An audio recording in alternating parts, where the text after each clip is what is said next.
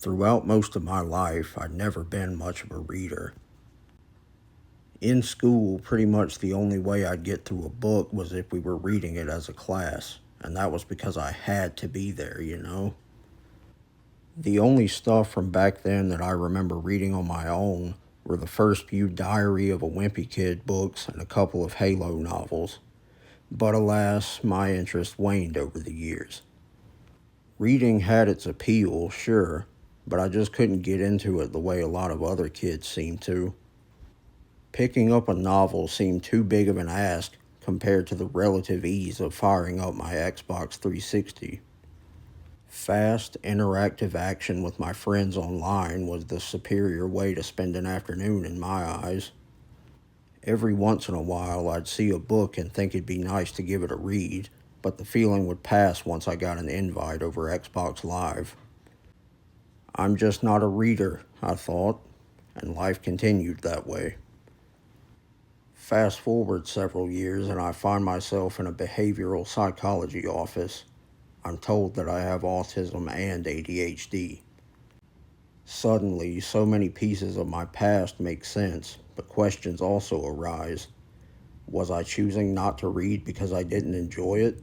Or was I being held back by a disability I didn't know I had? I needed to find out. As soon as my brain adjusted to my new medication, I ordered two novels that had long been of interest to me: Mary Shelley's Frankenstein and Bram Stoker's Dracula. I read both books voraciously, hanging on every word.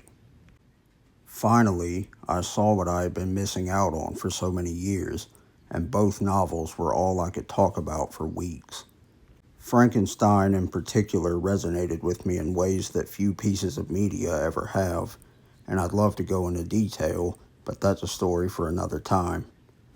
All this is to say that I was at last a reader. My literary journey continued as I consumed other classics such as Dune, Pride and Prejudice, Wuthering Heights, and Little Women. Something began to change, however.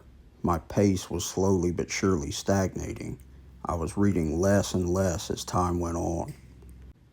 It felt like a return to the old days, when I would be too intimidated to pick up a thick novel and dedicate hours of my life to it.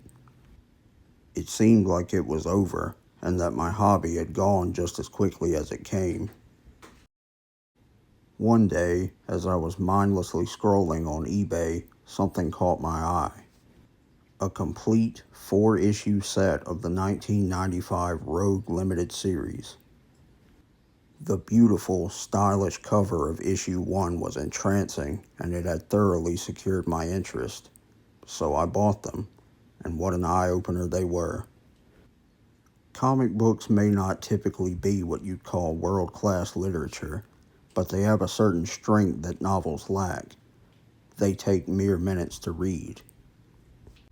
The celerity with which one can read even a lengthier comic was a game changer for me. I could now consume stories of thrilling action, intrigue, and drama, all in less time than it'd take to finish the opening chapter of Frankenstein. It was a dream come true. Reading had officially been made fun again. The characters within these comics are also a major boon to their appeal. Their designs, personalities, mannerisms, the X-Men in particular are my favorites. A huge, diverse, and above all interesting roster of characters, each with their own struggles, relationships, histories, and goals. Suffice to say, casts of larger-than-life characters, whether they're heroes, villains, or good old Triple J, help to keep my brain engaged and eager to see what they'll do next. Another huge factor of my newfound love for comics is, naturally, the art. Some of it is pretty cheesy, yeah, but that's a small price to pay for art like this. Honestly, just looking at the covers of these books is one of my favorite aspects of the collecting experience. It goes without saying that some great artwork goes a long way for keeping someone's eyes on the page, especially those with short attention spans, such as myself. The relative lack of descriptive text is more than made up for by it. It goes back to an age-old adage, show, don't tell. Also, seeing how different artists depict the same characters is always fascinating to me. The same goes for writers and their differing interpretations of how these heroes and villains would react under various circumstances. That variety and changing of the guard, I think, is what's allowed comics to stay fresh over the decades. Mike Carey's X-Men has a flavor that's distinct from that of Chris Claremont's run. Honestly, I'm starting to get a bit off topic, so I'll stop gushing and start wrapping things up. From everything I just said, you may think I've moved on from novels, but that's not the case. I still love them, and what I'm trying to say is that comic books gave me an outlet for reading that carries a significantly smaller time commitment.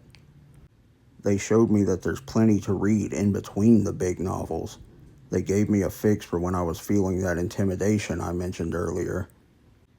It may be a while before I read that copy of A Tale of Two Cities, but I know these colorful, snappy reads will have my back until I'm ready. These have been my thoughts on comic books and ADHD. Thank you so much for listening to my rambling, and I'll see you later.